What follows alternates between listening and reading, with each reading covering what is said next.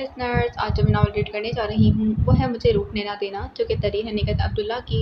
चलिए शुरू करते हैं इसकी 22वीं और आखिरी किस्त। नावल शुरू करने से पहले मेरी आप सबसे रिक्वेस्ट है कि अगर आपने चैनल को सब्सक्राइब नहीं किया तो प्लीज़ इसे सब्सक्राइब कर दीजिए, साथ ही बेल आइकन को प्रेस करें ताकि हर नए आने वाले नावल की अपडेट आपको मिलती रहे। शहरोज़ अहमद के रिंग बैक करने से उसे वाकई हैरत हुई थी, क्योंकि उसके ख्याल में वो ऐसा नहीं कर सकते थे, इसलिए फौरी तौर पर वो कोई जवाब न दे सकी। फिर अंदर ही अंदर झुंझुलाई भी थी, इसलिए कज़न कुछ देर और खामोश रही, इस ख्याल से कि कहीं कोई गलत बात ही मुंह से ना निकल जाए। हेलो रबिया, उसके खामोश रहने पर पुकार कर कहने लगे। मेरी बात का जवाब तो दें। कौन सी बात का? वो किसी हद तक अपने आप पर काबू पाकर नॉर्मल लहजे में पूछने लगी। गोया आप एतराफ़ कर रही हैं कि मेरी बहुत सी बातों का आपको जवाब देना है। पता नहीं क्या कह रहे हैं आप, वो उलझ कर बोली। चलिए ये बताइए, सूफिया से क्या काम है? मुझे इनसे जो काम है उनसे ही कहूँगी। अच्छी बात है, फिर बुलाऊँ उन्हें? नहीं, रहने दें। क्यों? क्यों का जवाब नहीं है मेरे पास। और अब मैं फ़ोन बंद कर रही हूँ, आप बराए मेहरबानी मुझे दोबारा रिंग मत कीजिएगा। इसके साथ ही उसने रिसीवर क्रैडल पर रख दिया था। फिर कुछ देर तक टेलीफोन को यूं ही देखती रही, जैसे बेल फिर बजने लगेगी, लेकिन ऐसा कुछ ना हुआ। तब वो तवील सांस लेकर अपने काम में मसरूफ़ हो गई। फिर कितने ही सारे दिन गुजर कर वो गुज़िश्ता हर बोझ और खलीज से निजात हासिल करने के लिए पुरसकून होना चाहती थी। बुरी तरह डिस्टर्ब हो गई थी, और ये सारी डिस्टर्बेंस शहरोज़ अहमद के प्रपोज़ल की वजह से थी। गो कि अपनी तरफ से उसने अम्मा को साफ मना कर दिया था, लेकिन एक तो अम्मा ने उसका इनकार शहरोज़ अहमद के मी तक नहीं पहुंचाया था, दूसरा खुद शहरोज़ अहमद हर दूसरे दिन तो उसे या फिर ऑफिस में फ़ोन कर लेते या फिर खुद चले आते, और फिर उनकी शख्सियत इतनी आम सी नहीं थी कि मुसलसल नज़रअंदाज की जाती, बल्कि उनके बारे में खुद रबिया का कहना था कि वो शख्स सबसे बड़ा साहिर है। उसकी आंखों में फतह कर लेने वाली ऐसी कुव्वत है कि मुकाबिल मफ्तूह होकर भी खुश रहता है, और वो जहाँ खड़े हो जाए आसपास के माहौल को भी अपने आप पर रश्क आने लगता है। उसने अम्मा से कहा था कि मैंने ज़िंदगी के दो रुख देख लिए हैं, एक जितना खूबसूरत था, दूसरा उतना ही बदसूरत। फिर ये भी कहा कि वैसी खूबसूरती अब मेरा मुकद्दर नहीं हो सकती। अगर उसने अपना मुकद्दर देखा था तो फिर ऐसी बात ना करती, क्योंकि अब वही खूबसूरतियाँ उसके रास्तों को सजाने लगी थीं। उसकी समझ नहीं आता था कि ये सब क्या है। वो ख्वाबों की दुनिया में भटक रही थी या हकीकत में उसके साथ ऐसा हो रहा है। ज़िंदगी अपनी तमाम तर रनाइयों के साथ उसे अपनी तरफ बुला रही थी, और अगर वो नादान होती तो पहले की तरह आंखें बंद करके अपने रास्तों पर चल पड़ती। लेकिन अब वो नादान नहीं थी। गर्दिश दौरान ने उसे बहुत कुछ सिखा और समझा दिया था। वो जान गई कि हर खूबसूरत नज़र आने वाली शय दर हकीकत खूबसूरत नहीं होती। इसीलिए शुरू में शहरोज़ अहमद की आवाज़ सुनते ही वो फ़ोन बंद कर देती, इसके बाद झुंझलाने लगी थी। फिर कोई सख्त जुमला कह देती कि शायद वो ये सिलसिला तर्क कर दें, लेकिन उन्होंने भी जैसे तय कर रखा था कि उसकी किसी बात का बुरा ना मनाते। ऑफिस आते, खास तौर पर उसकी टेबल के सामने से गुजरते, हल्के से खांस कर उसे मुतवज्जा करते या फिर अपनी आमद की इत्तला देते। वो कज़न सर को इस कदर झुका लेती कि जैसे कोई बहुत ज़रूरी काम कर रही हो, लेकिन बहुत जल्द उसे अंदाज़ा हो गया कि इस तरह वो मज़ीद डिस्टर्ब हो रही है। वो लाख उनकी आवाज़ सुनते ही फ़ोन बंद कर दे, लेकिन इसके बाद बहुत देर तक लाशऊरी तौर पर वो यही सोचती कि पता नहीं वो क्या कहना चाहते थे। फिर उनकी आमद पर सर झुका लेना भी तो अपने आप फरेब ही देने लगा था, क्योंकि पहले उनके कदमों को शुमार करती, फिर उसका ध्यान आप ही आप असवंत यार के कमरे की तरफ रहता जहाँ शहरोज़ अहमद दाखिल हो गए थे। इसके बाद वो उनके निकलने का भी इंतज़ार करती। ये सारी सूरत हाल उसे बेहद परेशान कर रही थी, और एक तवील मुद्दत के बाद वो एक बार फिर फ़रार का सोचने लगी। फिर उसने सोचा कि ये जॉब तो छोड़ दे, लेकिन अब जॉब की ज़रूरत थी, और दोबारा इतनी अच्छी जॉब मिलना आसान ना था, इसलिए 1 महीने की छुट्टी लेकर घर बैठ गई। बुज़दिल शहरोज़ अहमद को जब से मालूम हुआ तो वो 1 महीने की छुट्टी पर चली गई है, तो वो मुसलसल उसे बुज़दिल कह रहे थे। यहाँ तक कि घर आने पर भी जब सूफिया से सामना हुआ तो उसे देखते ही कहने लगे, वो बुज़दिल घर बैठ गई है। कौन? फौरी तौर पर सूफिया बिल्कुल ना समझी। आपकी बहन, और कौन? पिछले 1 हफ्ते से मुसलसल फ़ोन कर रहा हूँ, कई बार ऑफिस भी गया, नज़र नहीं आई। आज असफंदियार से पूछा तो मालूम हुआ कि 1 महीने की छुट्टी पर गई है। अच्छा, सूफिया हंसने लगी। आप जानते हैं, फ़रार हासिल करने में वो तो मास्टर है, लेकिन अब ज़्यादा देर फ़रार नहीं। वो उसकी गुजरी हुई कोई बात याद करके हल्के से मुस्कुराए, फिर कहने लगी, आखिर वो चाहती क्या है? पता नहीं, सूफिया कंधे झुकाकर बोली। मैं तो उस दिन के बाद दोबारा गई ही नहीं हूँ, लेकिन अब आपको जाना पड़ेगा। नहीं भई, मैं जानती हूँ उसके अंदर इतना जितना गुब्बार है ना, वो मुझ पर ही निकाल देगी, और ये जो इतने दिनों से आप उसे तंग कर रहे हैं उसका हिसाब भी मुझसे ही लेगी। और माफ़ कीजिए शहरोज़ भाई, मुझे आपकी खातिर जान कुर्बान करने का कोई शौक़ नहीं। अरे, वो बेसाख्ता हंस पड़े। क्या वो इतनी ही खूनख्वार हो चुकी है? बिल्कुल, और मेरी माने तो उसका ख्याल छोड़ दें। नामुमकिन। फिर अपने कमरे की तरफ जाते बोले, کل آپ کو ہر صورت میں میرا میسج اس تک پہنچانا ہے۔ بات سنے بھائی، صوفیہ پیچھے سے پکارتی رہ گئی لیکن وہ اپنے کمرے میں جا چکے تھے۔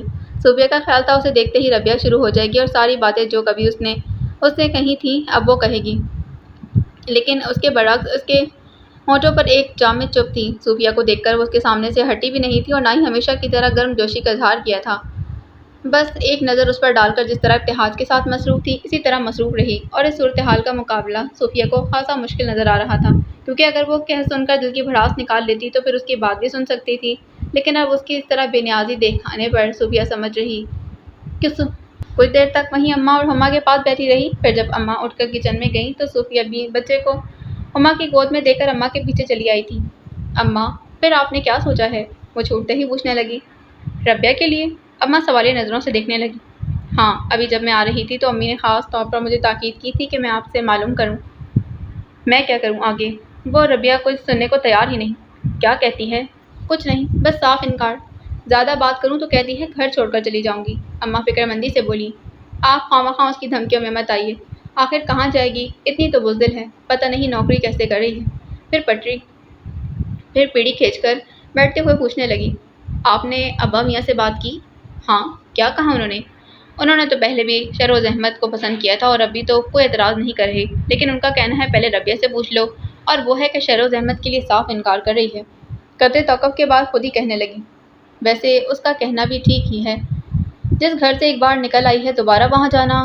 اماں نفی میں سر ہلانے لگی۔ اماں، یہ کوئی انہونی بات تو نہیں؟ آخر آپ کو کہیں نہ کہیں تو اس کی شادی کرنی ہے نا، اور میں سمجھتی ہوں بجائے اس کے کہ نئے سرے سے رشتہ تلاش کیا جائے، پتہ نہیں کیسے لوگ ملیں، اس سے بہتر ہے شروز بھائی کے بارے میں سوچیں۔ میں نے خود یہی سوچا ہے، لیکن کیا کروں، وہ کچھ سنے تب نا۔ میں بات کروں اس سے؟ کر دیکھو، اماں نے کہا تو وہ اسی وقت اٹھ کر اندر چلی آئی تھی۔ ہما دونوں بچوں کی ریسلنگ کروا رہی تھی اور وہ بڑی دلچسپی سے دیکھنے کے ساتھ ساتھ بار بار کہے جا رہی تھی، خیال کرو ہما، کہیں کوئی نیچے ہی نہ گر جائے۔ تم آج آفس نہیں گئی؟ نہیں، میں چھٹی پر ہوں، اس نے سرسری انداز میں جواب دیا، جبکہ پورا دھیان بچوں کی طرف تھا۔ اچھا، کتنے دن کی چھٹی لی ہے؟ 1 مہینے کی۔ خیریت؟ کوئی اور کام ہے یا یوں ہی؟ بس یوں ہی۔ چلو اچھا ہے، کچھ دن آرام کر لو۔ پھر اچانک جیسے یاد آیا تو کہنے لگی، ارے ہاں، اگلے مہینے بچوں کی سالگرہ ہے نا؟ مجھے یاد ہے، وہ ہلکے سے مسکرا کر بولی۔ ایک ساتھ سالگرہ منائیں گے، میرا مطلب ہے ایک ہی جگہ، صوفیہ نے کہا تو یوں ہی اس کی طرف دیکھنے لگی۔ تب صوفیہ وضاحت کرتے بولی، تم سب ہمارے گھر آ جانا، وہیں دونوں بچوں کی سالگرہ۔ نہیں چھوٹی آپا، وہ پوری بات سنے بغیر بول پڑی، ہم ابتہاج کی سالگرہ اپنے گھر میں منائیں گے۔ یہ صحیح ہے کہ ہم آپ کی طرح بہت زیادہ دھوم دھام نہیں کر سکتے، لیکن جو ہماری حیثیت ہے اس کے مطابق ضرور کریں گے۔ کیسی باتیں کر رہی ہو؟ صوفیہ نے ٹوکا۔ میں تو اپنی خواہش بتا رہی تھی کہ سالگرہ والے دن دونوں بچے ساتھ ہوں، اور تم حیثیتوں کا فرق لے کر بیٹھ گئی۔ اگر ایسی بات ہے تو اس دن ہم سب یہیں آ جائیں گے۔ پھر سرگوشی میں بولی، شروز بھائی سمیت۔ وہ انسنی کر کے منہ دوسری طرف مڑنا چاہتی تھی کہ صوفیہ نے اس کی کمر میں ہاتھ ڈال دیا اور کندھے پر تھوڑی ٹکاتے بولی، تمہیں شروز بھائی کی آمد پر کوئی اعتراض تو نہیں ہوگا؟ میں کیوں اعتراض کروں گی؟ وہ بغیر کوئی تاثر کے بولی تھی۔ تو سنو، اس وقت بھی اعتراض مت کرنا جب وہ 2 گواہوں کے ساتھ آئیں۔ چھوٹی آپا، وہ اپنی کمر سے اس کا ہاتھ نکال کر کھڑی ہوئی اور ہما کو بچوں کا خیال رکھنے کا کہہ کر اپنے کمرے میں چلی آئی تھی۔ صوفیہ نے سوچا جب بات شروع ہو گئی ہے تو ادھوری نہیں رہنی چاہیے، فوراً اٹھ کر اس کے پیچھے چلی آئی۔ چھوٹی آپا، وہ اسے اپنے پیچھے کمرے میں داخل ہوتے دیکھ کہنے لگی، میں شروز احمد کے بارے میں کوئی بات نہیں سنوں گی۔ کیوں؟ اس لیے کہ میں اماں کو اپنا فیصلہ سنا چکی ہوں، اور اگر انہوں نے آپ لوگوں تک میرا جواب نہیں پہنچایا تو سن لیجیے، میں شروز احمد سے شادی نہیں کروں گی۔ اماں کی زبانی تمہارا انکار تو سن ہی چکی ہوں، صوفیہ اطمینان سے اس کے ساتھ بیٹھتے بولی، اور اب تمہاری زبانی وجہ جاننا چاہتی ہوں۔ وجہ؟ وہ تلخی سے ہنسی۔ میں وجہ بتانے کی پابند نہیں، بس میرا دل نہیں مانتا۔ ہمیشہ دل کی مانتی ہوں اور ہمیشہ پچھتاتی ہوں، اب نہیں پچھتاؤں گی، وہ یقین سے بولی۔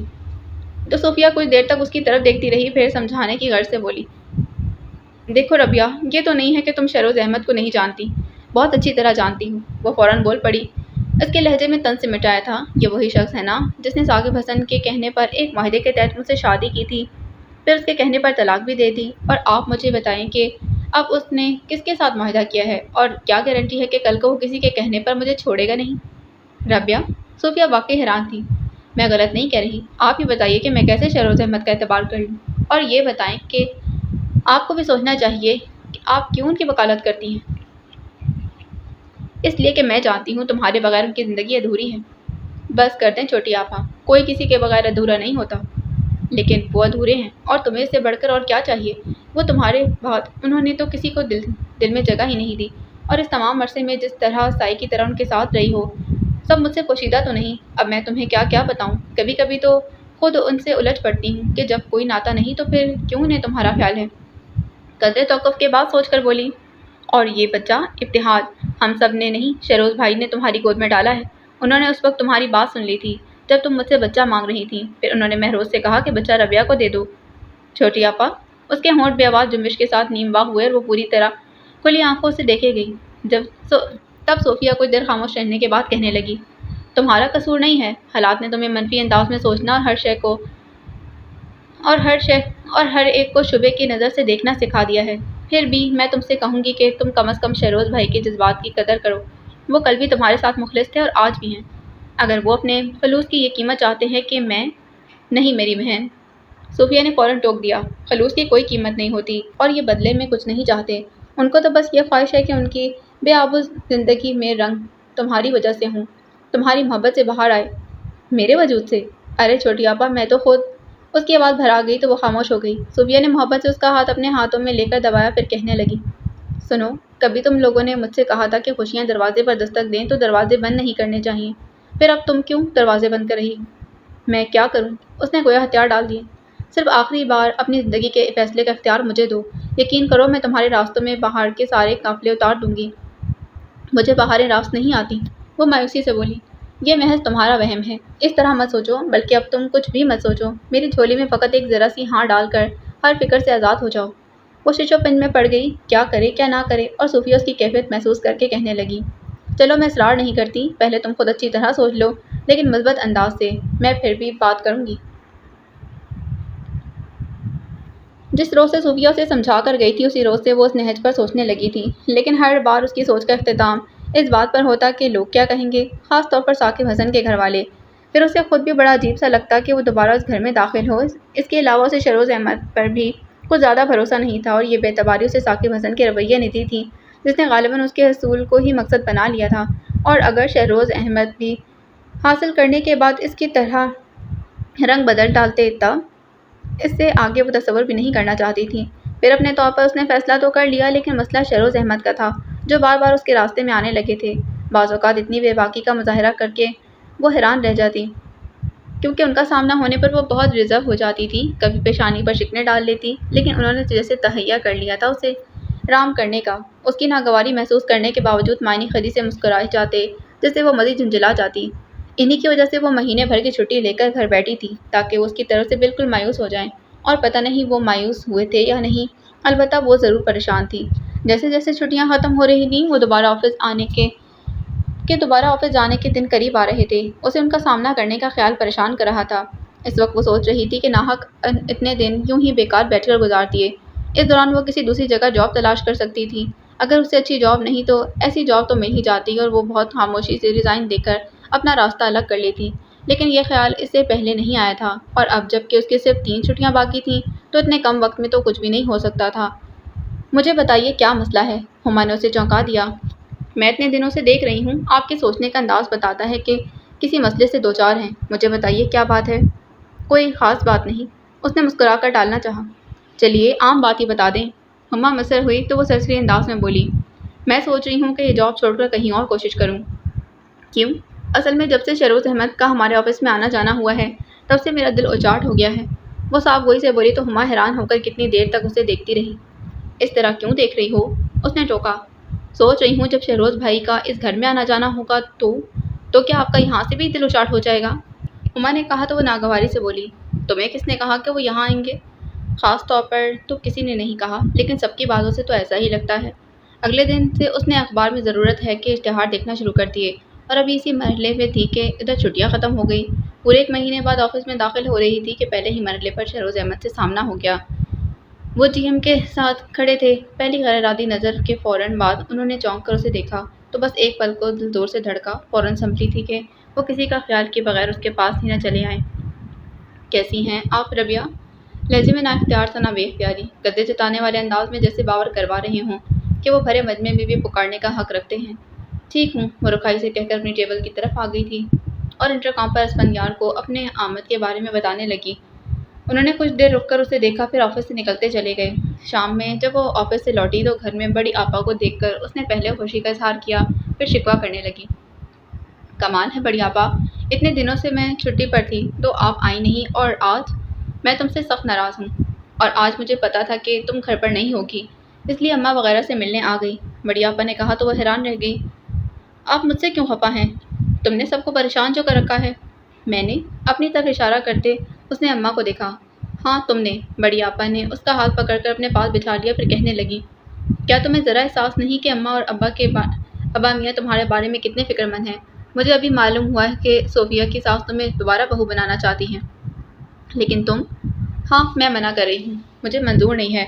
وہ ان کی پوری بات سنے بغیر ہی بول پڑی اور مزید کچھ کہے بغیر ہی اندر چلی گئی تھی۔ اسے سچ مچ بہت غصہ آ گیا تھا۔ آخر سب لوگ شہروز احمد کی طرفداری کیوں کرنے لگے تھے؟ ان کے گزشتہ رویے کو کیوں نہیں سوچتے تھے؟ اور جب وہ خود سوچنے بیٹھی تو کوئی خوبصورت لمحہ چپکے سے دامن تھام گیا تھا۔ اس کے بعد بے شمار لمحات تھے، وہ کس کس سے نظر چراتی۔ وہ گھبرا کر کمرے سے نکل آئی۔ بڑی آپا جانے کی تیاری کر رہی تھی۔ اس نے پیچھے سے آ کر ان کی کمر کے گرد اپنے بازوؤں کا حلقہ بنایا اور ان کے کندھے پر ٹھوڑی ٹکا کر بولی، بڑی آپا، آپ مجھ سے ناراض ہو کر تو نہیں جا رہی نا؟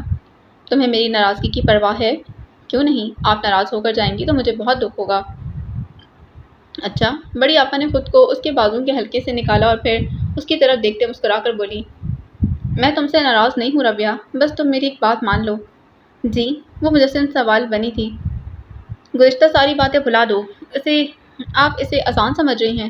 نہیں، میں جانتی ہوں یہ بہت مشکل ہے، پھر بھی تمہیں ایسا کرنا پڑے گا، اور اب جب کہ تم میں کافی تبدیلی آ گئی ہے، میرا مطلب ہے کہ تلخ تجربات سے تم بہت کچھ سمجھ گئی ہو، سیکھ گئی ہو، تو پھر تمہیں گزشتہ حالات کو خود پر حاوی طاری نہیں کرنا چاہیے۔ جب نئے انداز میں چلنا سیکھا ہے تو نئی راہوں پر چلنے کی امنگ بھی پیدا کرو۔ جن راہوں کی طرف آپ کا اشارہ ہے نا بڑی آپا، وہ نئی تو نہیں ہیں، پرانے راستے، وہی لوگ، اور کوئی وہی نہیں کہ حالات بھی۔ ایسا مت سوچو ربیہ، بڑی آپا نے ٹوک دیا، اور اس کے برعکس یہ بھی تو ہو سکتا ہے نا کہ ان پرانے راستوں کو انہی پرانے لوگوں نے نئے انداز میں سجایا ہو۔ تم ایک بار اس انداز سے سوچ کر تو دیکھو۔ وہ خاموش رہی۔ اب انہیں کیا بتاتی کہ وہ ہر انداز سے سوچ چکی ہے، کبھی دل آمادہ ہوتا ہے اور کبھی صاف انکاری۔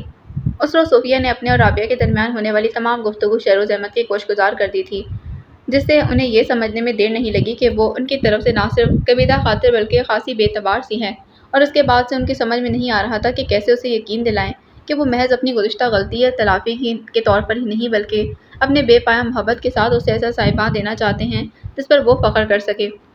اس روز کے بعد سے وہ مسلسل یہ کوشش کر رہے تھے کہ کہیں اطمینان سے بیٹھ کر ان کی بات سن لیں۔ آفس میں بارہا سامنا ہوا، کئی بار انہوں نے اسے اپنے ساتھ چلنے کی پیشکش کی، لیکن وہ سہولت سے منع کر گئی۔ اس کے انداز میں خفگی نہیں تھی، بلکہ یوں جیسے کسی معمولی جان پہچان رکھنے والے شخص نے اسے ساتھ چلنے کی پیشکش کی ہو، اور اس کا یہ انداز انہیں اس کے گزشتہ تمام رویوں کی نسبت عجیب سا لگا تھا، کچھ توہین کا احساس بھی ہوتا تھا۔ دل چاہتا تھا کہ تمام لوگوں کے درمیان اسے جھنجھوڑ ڈالے، بمشکل خود پر ضبط کرتے رہیں، کبھی کبھی اپنے آپ سے لڑنے لگتے، لیکن کبھی وہ خود کو اس سے الگ رکھ کر بھی نہیں سوچ پاتے تھے۔ اس روز جب امی نے انہیں بتایا کہ آج پھر ربیہ کے گھر گئی تھیں اور یہ کہ انہوں نے کوئی فیصلہ نہیں کیا تو وہ بے حد جھنجھلائے۔ اسی وقت اس سے براہ راست بات کرنے کا سوچا، لیکن مسئلہ یہ تھا کہ گزشتہ کئی روز سے وہ انہیں زیادہ بات کرنے کا موقع ہی نہ دے رہی تھی۔ وہ کوئی بھی بات کرتے، مختصر جواب دے کر فوراً دوسری طرف متوجہ ہو جاتی، جبکہ اسی وقت انہوں نے اس کے سامنے جانے کے بجائے ٹیلی فون کا سہارا لیا اور اس کی آواز سنتے ہی مضبوط لہجے میں بولے، آپ فون بند نہیں کریں گی؟ جی؟ اس کا جی نہ اس بات میں تھا اور نہ سوالیہ۔ غالباً فوراً وہ سمجھ نہ سکی کہ پہلے ہی مرحلے پر وارننگ دینے والا کون ہے، اور جب سمجھی تو اس قدر کہہ سکی، فرمائیے۔ ایک بات بتائیں رابعہ، آپ کے بارے میں کوئی بھی فیصلہ کرنے کا اختیار صرف آپ کے والدین کو ہے یا… وہ قصداً خاموش ہو گئے اور وہ ان کا مطلب سمجھ کر بولی، سوری، میں آپ کی بات کا جواب دینے کی ضرورت نہیں سمجھتی، لیکن میں ہر صورت جاننا چاہتا ہوں۔ کیوں؟ تاکہ مجھے معلوم ہو سکے کہ میرے پروپوزل کو آپ ریجیکٹ کر رہی ہیں یا آپ کے والدین۔ کیا واقعی آپ کے پروپوزل کو ریجیکٹ کر دیا گیا ہے؟ وہ بلا ارادہ بہت جلدی پوچھ گئی تو وہ کچھ دیر اس کے لہجے پر غور کرنے کے بعد بولے، گویا آپ ایسا ہی چاہتی ہیں۔ ہاں۔ کیوں؟ بس میں مناسب نہیں سمجھتی۔ اچھا۔ وہ ذرا سا ہنسے۔ یہ مناسب اور نامناسب کی تمیز کب سے ہو گئی آپ کو؟ سننا چاہتے ہیں؟ ضرور۔ اس روز سے شہروز احمد جب حجلہ عروسی میں آپ نے مجھے ایک ناویرم کا خط تھمایا تھا، اس کے بعد سے آج تک میں مناسب اور نامناسب کے بھنور میں ہی چکر کھا رہی ہوں۔ پلیز رابعہ، گزری ہوئی کوئی بات مت دہرائیں۔ وہ عاجزی سے بولے تو وہ اپنے ہونٹ بھیج کر رہ گئی۔ پھر سوچ کر قدرے تاخیر سے بولی، ایک بات مانیں گے؟ کہیے، آپ اپنا پروپوزل واپس لے لیں۔ وہ اطمینان سے انہیں حیران کر گئی تھی۔ کیوں؟ کیوں کا جواب نہیں ہے میرے پاس۔ ٹھیک ہے، جب آپ کے پاس جواب ہو تب کہیے گا۔ کیا مطلب؟ میں بغیر کسی وجہ کے آپ کی بات نہیں مان سکتا، اور وجہ بھی تو ٹھوس ہونی چاہیے۔ ان کے حتمی انداز پر وہ جھنجھلا اٹھی۔ آخر آپ سمجھتے کیوں نہیں؟ کیا نہیں سمجھتا میں؟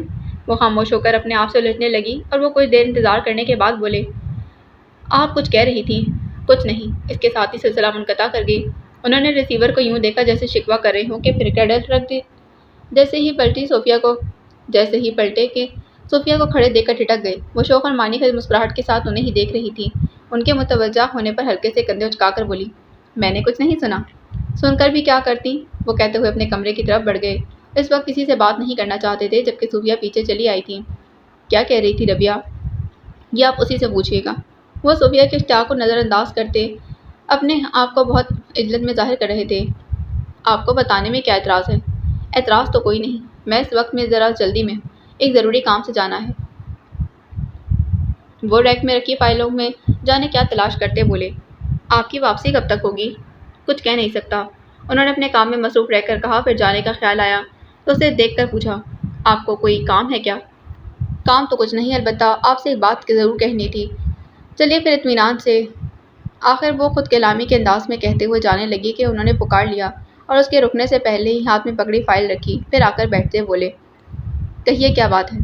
میں نے ایک پلان بنایا ہے۔ صوفیہ کے رازدارانہ لہجے اور انداز پر وہ چونک کر پوری طرح اس کی طرف متوجہ ہو کر سوالیہ نظروں سے دیکھا تو کہنے لگی، میں نے سوچا ہے کچھ دنوں کے لیے اماں کے گھر چلی جاؤں اور ربیہ سے یہ بات کہوں کہ جب تک وہ آپ سے شادی کے لیے حامی نہیں بھرے گی میرے لیے بھی اس گھر کے دروازے نہیں کھلیں گے، یعنی میری واپسی کی صورت۔ شٹ اپ صوفیہ، وہ اسے خاموش کروانے کو اٹھ کھڑے ہوئے۔ انہیں اس کی بات سخت ناگوار گزری تھی۔ بامشکل خود پر ضبط کر کے بولے، محبت اور دھاندلی میں فرق ہوتا ہے صوفیہ، اگر دھاندلی ہی کرنا ہوتی تو بہت پہلے کر چکا ہوتا۔ پھر جاتے جاتے بولے، خبردار ایسی کوئی بات سوچنا بھی مت جس سے اس کے ساتھ ساتھ میرے پندار کو بھی ٹھیس پہنچے۔ صوفیہ نے بہت خاموشی سے انہیں کمرے سے نکلتے دیکھا۔ اس کے بعد وہ کتنی ہی دیر وہیں کھڑی رہی تھی۔ ابتہاج کی سالگرہ میں بس 2 دن تھے۔ کافی دن پہلے جب صوفیہ آئی تھی تو اس نے کہا تھا کہ دونوں بچوں کی سالگرہ ایک ہی جگہ یعنی ایک ہی گھر میں کرے گی، اماں کے گھر یا اپنے۔ اس کے بعد نہ تو وہ خود آئی تھی اور نہ ہی فون پر اپنے پروگرام کے بارے میں بتایا۔ پھر بھی اس نے اپنے طور پر ساری تیاری مکمل کر لی تھی، لیکن یہ سمجھ نہیں آ رہا تھا کہ اپنی طرف سے کس کس کو مدعو کرے اور کس سے نہیں۔ اس کے لیے یہ معلوم ہونا ضروری تھا کہ سالگرہ کہاں ہوگی۔ اس شام وہ اسی الجھن میں بیٹھی تھی کہ صوفیہ اور مہروز آ گئے۔ بہت عجلت میں تھے، بس کھڑے کھڑے ہی صوفیہ نے بتایا کہ وہ سالگرہ کا اہتمام اپنے گھر پر ہی کر رہی ہے۔ مہروز نے سب کو آنے کی تاکید کی اور خاص طور پر اس سے کہا کہ وہ ابتہاج کے ساتھ ضرور آئے۔ اس نے مروتاً سر ہلا دیا تھا۔ سچ آپی، آپ بھی چلیں گی نا؟ صوفیہ اور مہروز کے جانے کے بعد ہما نے بہت خوش ہو کر اس سے پوچھا تو اچانک بے پناہ زردگیوں میں گھر گئی تھی۔ اس لیے نہیں کہ وہ وہاں جا نہیں سکتی تھی، بلکہ اس لیے کہ سب جانتے تھے کہ وہ صوفیہ کے گھر نہیں جائے گی۔ اس کے باوجود ابتہاج کی پہلی خوشی اس کے بغیر منانے کا سوچ لیا تھا۔ اسے یاد تھا کہ وہ جب بچے کو لے کر آئی تھی کتنی خوش تھی، اور اس نے سوچا تھا کہ بقیہ تمام عمر اسے ساری خوشیاں اسی بچے کے حوالے سے ہی ملیں گی، لیکن پہلی خوشی پر اسے نظر انداز کر دیا گیا تھا اور وہ اندر ہی اندر کڑتی رہی۔ سالگرہ والے دن جب سب صوفیہ کے گھر چلے گئے، ابتہاج کو لے کر یہاں تک ابا میاں بھی، وہ بالکل اکیلی رہ گئی تھی اور اداس بھی تھی۔ اپنے تہی دامہ ہونے کا احساس الگ تھا، اس طرح تو اس نے نہیں سوچا تھا، اور اسے صوفیہ سے یہ امید ہرگز نہیں تھی جب خوشی منانے کا وقت آئے گا تو وہ ابتہاج کو اپنے ساتھ لے جائے گی۔ کم از کم چھوٹی آپا کو میرا خیال ضرور کرنا چاہیے تھا۔ اس نے بے حد آزردہ ہو کر سوچا تو آنکھوں میں ڈھیر سارا پانی جمع ہو گیا تھا، اور جھلکنے کو تھا کہ کال بیل کی آواز نے اسے چونکا دیا۔ وہ ہتھیلیوں سے آنکھیں رگڑ کر اٹھ کھڑی ہوئی اور جا کر دروازہ کھولا تو سامنے شہروز احمد کو کھڑے دیکھ کر اس کے پورے وجود میں سرد لہر دوڑ گئی تھی۔ کیا میں اندر آ سکتا ہوں؟ اس کی بھیگی پلکیں دیکھ کر ان کی مسکراہٹ معدوم ہو گئی اور لہجہ آپ ہی آپ سنجیدہ۔ وہ منع کرنا چاہتی تھی، ہونٹوں کو حرکت بھی دی، لیکن آواز نہ جانے کہاں کھو گئی تھی۔ اندر اندر اپنی بے بسی پر کڑتی ہوئی ان کی طرف سے رخ موڑ گئی تو وہ دہلیز پار کر کے آئے اور اپنے پیچھے دروازہ بند کر کے برآمدے کی طرف بڑھ گئے تھے۔ آئیے، وہ ایک دم جیسے ہوش میں آ گئی تھی، لیکن اتنی ہی دیر میں کتنی دیر ہو گئی کہ وہ اسے چند قدم آگے تھے۔ مجبوراً ان کے پیچھے چلنا پڑا۔ جب انہوں نے تخت کی طرف اشارہ کر کے انہیں بیٹھنے کے لیے کہا تو اسے یوں لگا جیسے وہ ان کے گھر آئی ہو۔ خاصی دلچسپ صورتحال تھی، یعنی مہمان میزبان کا لطف اٹھا رہا تھا۔ کیا اب مجھے آپ سے چائے وغیرہ کا بھی پوچھنا پڑے گا؟ وہ اسے تخت کے کنارے خاصے تکلف سے بیٹھے ہوئے دیکھ مسکرا کر بولے اور وہ دیوار کے پاس رکھی کرسی کھینچ کر اس انداز میں بیٹھے کہ وہ اگر یہاں سے اٹھنے کا ارادہ کرے بھی تو فوراً عمل نہ کر سکے۔ آپ کو یہاں نہیں آنا چاہیے تھا، وہ پلکیں اٹھائے بغیر انہیں دیکھنے کی کوشش کرتے بولی۔ مجھے کیا کرنا چاہیے اور کیا نہیں یہ میں خوب اچھی طرح جانتا ہوں۔ ضرور جانتے ہوں گے، لیکن اس بحث کو چھوڑ دیں اور اگر پوچھنا ہے تو بھی یہ پوچھیں کہ میں یہاں کیوں آیا ہوں۔ انہوں نے ٹوک کر کہا تو وہ فوراً کچھ بھی نہیں کہہ سکی، پھر کچھ سوچ کر بولی، میں آپ کی آمد کا مقصد جانتی ہوں۔ یہ تو اچھی بات ہے، وقت کی بچت ہو گئی۔ وہ اطمینان سے بولے تو وہ اندر ہی اندر جھنجھلا کر رہ گئی۔ پھر کیا خیال ہے آپ کا؟ انہوں نے اس کی جھنجھلاہٹ سے محظوظ ہو کر کہا۔ کس بارے میں؟ ارے، ان کی مسکراہٹ ہلکی سی ہنسی کا روپ دھار گئی تھی۔ ابھی تو آپ نے کہا کہ آپ میری آمد کا مقصد جانتی ہیں۔ جی، اور میں اس سلسلے میں کوئی بات نہیں سننا چاہتی۔ وہ آہستہ آہستہ خود پر قابو پا رہی تھی۔ کہنے سننے کو تو اب کچھ باقی رہا بھی نہیں ربیہ بیگم، اب تو سمجھنے اور عمل کرنے کا وقت ہے۔ چاہیے تو یہ کہ ہم بغیر کسی تاخیر کے ایک دوسرے کا ہاتھ تھام کر شاہراہ پر قدم رکھ دیں جہاں ایک نئی زندگی ہماری منتظر ہے۔ اس کی پیشانی پر ہلکی لکیر نمودار ہوتے دیکھ کہنے لگے، میں جانتا ہوں آپ مجھ سے بہت سی شکایتیں رکھتی ہیں، غالباً آپ مجھ سے متنفر بھی ہیں اور شاید میرا اعتبار بھی نہیں کر رہی۔ آپ مجھ سے بھی نہ کہیں ربیہ، میں تب بھی جانتا ہوں کہ اس تمام عرصے میں آپ میرے بارے میں کس انداز سے سوچتی رہی ہیں اور میں آپ کے سامنے کوئی صفائی نہیں پیش کرنا چاہتا۔ پھر بھی یہ ضرور چاہتا ہوں کہ جن باتوں نے آپ کو مجھ سے متنفر کیا ہے ان کی وضاحت کر دوں۔ مجھے کسی وضاحت کی ضرورت نہیں، وہ روٹھے روٹھے لہجے میں بولی، لیکن مجھے ضرورت ہے۔ وہ فوراً زور دے کر بولے، اس لیے کہ میں صرف تلافی کی غرض سے آپ کے پاس نہیں آیا، بلکہ وہ محبت جو میری شریانوں میں گردش کر رہی ہے وہ مجھے آپ تک لائی ہے، اور یہ وہ محبت نہیں جو اپنی ہی آنکھ میں جب سلگتی ہے، اس کے برعکس یہ تمہارے دل تک رسائی چاہتی ہے۔ وہ بڑی خوبصورتی سے آپ سے تم پر آ کر درمیانی فاصلہ سمیٹتے اپنی بے نام سی خواہشوں کا اعتراف کرنے لگے۔ میں تمہیں چاہوں اور بدلے میں تم مجھے ٹوٹ کر چاہو، میں روٹھوں تو تمہاری جان پر بنائے، اور میں مسکرا کر دیکھوں تو ہر طرف تمہاری ہنسی کی جھنکار سنائی دے، اور ایسا تو جبھی ممکن ہے ربیہ جب تمہیں میرا اور میری محبتوں کا اعتبار ہو۔ انہوں نے لمحہ بھر کو رک کر اس کی وجود کو سناٹوں کے حصار میں دیکھا، پھر کہنے لگے، شاید تم جانتی ہو میرے دل کی نرم زمین پر تمہاری محبت کا بیج اس روز گرا تھا جب تم برف سے گھروندہ بنا رہی تھی۔ اس کے بعد پہلے تو یہ خود رو پودے کی طرح جڑ پکڑتا گیا، پھر میں نے خود اس کی آبیاری کی، یوں کہ تمہیں خبر نہ ہو، کیونکہ درمیان میں ثاقب حسن موجود تھا۔ گو کہ مجھے تم پر شرعی اور قانونی حق حاصل ہو چکا تھا، تم میری منکوحہ تھی۔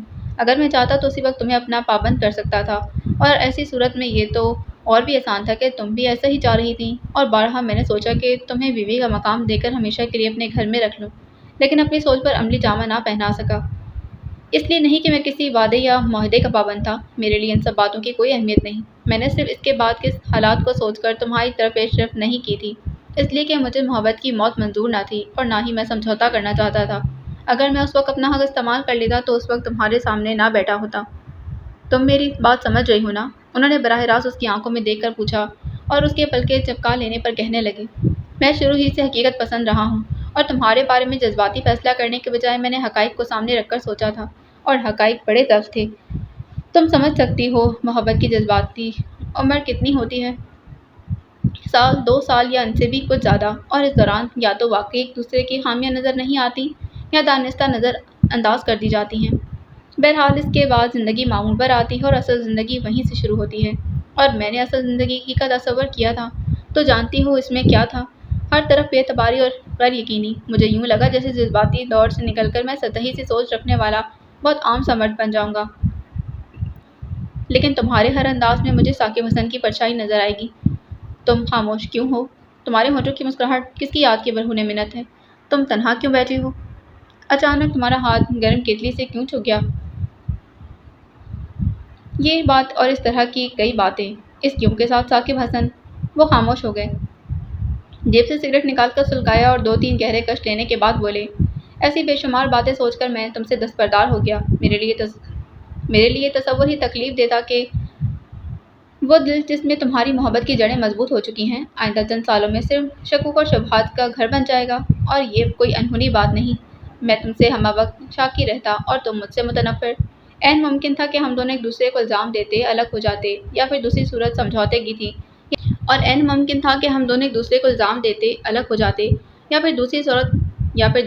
سمجھوتے کی تھی، یعنی جبراً ایک دوسرے کو برداشت کرنا۔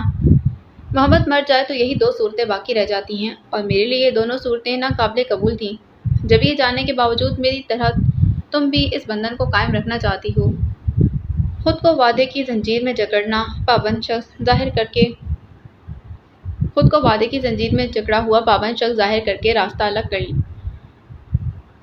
कदरे तौक़ुफ़ के बाद कहने लगे, ऐसा करके मैं खुश नहीं था, कभी भी खुश नहीं हुआ। इसके बावजूद ये इत्मीनान नहीं रहा कि हम एक दूसरे की नज़रों में से गिरे नहीं।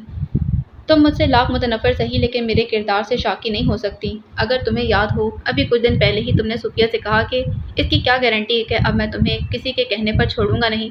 तो अब मैं तुम्हें जान लेना चाहता हूँ कि पहले भी मैंने किसी के कहने पर तुम्हें नहीं छोड़ा था। वो फैसला मेरा अपना था और इब्तिदा में मैं पछताया भी, लेकिन फिर तुम्हारी शादी और इसके बाद साकिब हसन का जो रूप सामने आया तो मुझे अपना फैसला इंतहाई मुनासिब लगा, जिसकी बदौलत मैंने खुद को साकिब हसन बनने से बचा लिया था। मैं बड़ा आदमी नहीं हूँ, लेकिन बड़ा आदमी बनने की ख्वाहिश तो हर एक को होती है और मैं यकीन से कह सकता हूँ कि तुम मुझे बुरा भला कह सकती हो, मलामत भी कर सकती हो, लेकिन नज़रों से नहीं गिरा सकती। इसलिए कि मैं आज भी उस मकाम पर खड़ा हूँ जिस मकाम पर तुमने मेरी हमराही की ख्वाहिश की थी, और तुम ये यकीन कर लो कि मैं इस मकाम से आगे तो जा सकता हूँ, नीचे नहीं गिर सकता। अगर नीचे आना होता तो कुदरत बहुत पहले ही मुझसे जज्बाती फैसला करवा चुकी होती। तुम सुन रही हो ना? मेरी तरफ देखो, ये मैं हूँ, शहरोज़ अहमद, जिसके बारे में तुमने सूफिया से कहा था कि कभी मौका मिले तो उसका मुहासबा कर देखना। बहुत पारसा है ना वो। उसके पहलू बदलने पर बेसाख्ता मुस्कुराहट होठों में दबाकर बोले, अपनी पारसाई का क्या सबूत पेश करूं? 2 साल तक तुम मेरे बेडरूम में रही और कज़न खामोश हो गए, लेकिन नज़रें उस पर से ना हटी। मेरे खुदा, मन में ऐसी हलचल तो कभी उसने भी नहीं मचाई थी जिसने बड़े बड़े दावे किए थे। और वो कहने लगे, इसके अलावा भी मैं हर बात की वजाहत करूंगा, लेकिन अभी नहीं। अभी तो मैं सिर्फ ये देखने आया हूँ कि तुम अपनी कही बात पर कायम हो या नहीं। उसने एक लहजा को सवालिया नज़रों से देखा तो वजाहत करते हुए बोले, क्या तुमने हर मकाम पर यह नहीं कहा कि तुम ना तो किसी को खफा कर सकती हो, ना ही खुद किसी से खफा हो सकती हो? और अब मैं देख रहा हूँ राबिया कि तुम खुद तो रूठी रूठी ही हो, मुझे भी रूठने पर मजबूर कर रही हो। गोया तुम अपनी बात पर कायम नहीं रही, है ना? उसे मुसलसल खामोश देखकर उन्होंने पूछा तो वो यहाँ से उठने का सोचने लगी, लेकिन पीछे दीवार थी और सामने वो उसका इरादा भांप कर बोली, बस करो राबिया, कहाँ तक मुझसे भागने की फजूल सी कोशिश करती रहोगी, जबकि अच्छी तरह जानती हो कि हर रास्ते पर सबसे पहले तुम्हारा सामना मुझसे होगा। और अब भी खामोश थी। पता नहीं उसकी खामोशी में क्या इसरार था। वो समझ नहीं सके। कुछ देर तक सोचते रहे अब क्या कहना चाहिए, लेकिन अचानक एहसास हुआ कि मुसलसल बोलकर अपने वक़ार खुद मजरूह कर रहे हैं। ये सही है कि वो उन्हें बेहद अजीज़ थी, हर पल उसे रगे जान से करीब महसूस किया था। उसकी खातिर जान दी जा सकती थी, लेकिन इज़्ज़त नफ्स पर दाव नहीं लगा सकते थे। फिर अना भी आड़े आ गई तो एक गहरी सांस उस पर डालकर उठ खड़े हुए। मैं ये तो नहीं कहूँगा कि मैंने यहाँ आकर गलती की, लेकिन कि मेरी आखिरी कोशिश थी। अपने लहजे की शिकस्तगी खुद उन्होंने ही महसूस की थी और फ़ौरन पलट गए थे, लेकिन 2 कदम के बाद ही रुके और उसकी तरफ पलटे बगैर बोले, शायद तुम्हें याद हो, जब मैं आखिरी बार तुम्हें इस घर के दरवाजे पर छोड़ने आया था तो तुमने मुझसे पूछा था कि तुम अपने घर वालों से क्या कहोगी, और मैंने कहा था कि सारा इल्ज़ाम मेरे सर रख देना। अपने पीछे आहट महसूस करके वो लम्हा भर को खामोश हुए, फिर कहने लगे, और अभी भी यहाँ आते हुए मैं सबसे कह आया हूँ कि वापसी में तुम मेरे साथ होगी। अब तुम बताओ कि सब लोग जो तुम्हारी राह तक रहे होंगे, मैं तन्हा उनके सामने जाकर क्या कहूँ? और वो कज़न खामोश नहीं थी, बहुत देर बाद बोलने की कोशिश कर रही थी, लेकिन उनकी मोहब्बत जो अब नहीं बल्कि बहुत पहले से उसके दिल तक रसाई हासिल कर चुकी थी, और फिर बदलते हालात से मजबूर होकर, जिसे उसने अंदर कहीं दफन भी कर दिया था, वो अचानक यूँ बेदार होकर अपने आप अयां करने पर इसरार कर रही थी कि उसे डर था जहाँ होंठ हिले। पहली बात इतराफ़ की होगी, जब इतनी देर से होंठ सिए बैठी थी, और अब जबकि वो उसकी तरफ से मायूस होकर जा रहे थे तो उसने सारी एहतियात का दामन छोड़ दिया। उनकी पुष्ट पर नज़रें जमा कर बोली, आपको कुछ कहने की ज़रूरत नहीं है शहरोज़ अहमद, इसलिए कि मैं आपके साथ चल रही हूँ। उन्होंने फ़ौरन पलट कर देखा। वो बदले में टूटकर चाहने का एतराफ़ और अज़म लिए खड़ी थी। उसकी आंखों में चमकते सितारों पर अहद रफ्ता की परछाई नहीं थी, इसके बरक्स पलकों पर ढलता कतरा कतरा उनकी मोहब्बत को खराज पेश कर रहा था। एहसास तमानियत में घिरकर उन्होंने गहरी सांस ली और बढ़कर वो सारे कतरे अपनी उंगलियों पर समेट लिए थे, और कुछ देर बाद वो उनके साथ उन्हीं पुरानी रास्तों पर चल रही थी जिन्हें ख़ास तौर पर उसके लिए नए अंदाज में सजाया गया था। दी एंड। तो this was the end of novel मुझे रूठने ना देना। उम्मीद करती हूँ ये कहानी आपको बहुत पसंद आई होगी। अगर आपको ये कहानी पसंद आई है तो प्लीज़ मेरे चैनल को सब्सक्राइब करें, वीडियो को लाइक करें, बेल आइकन को ज़रूर प्रेस करें। मिलते हैं एक नए नावल के साथ। अल्लाह हाफ़िज़।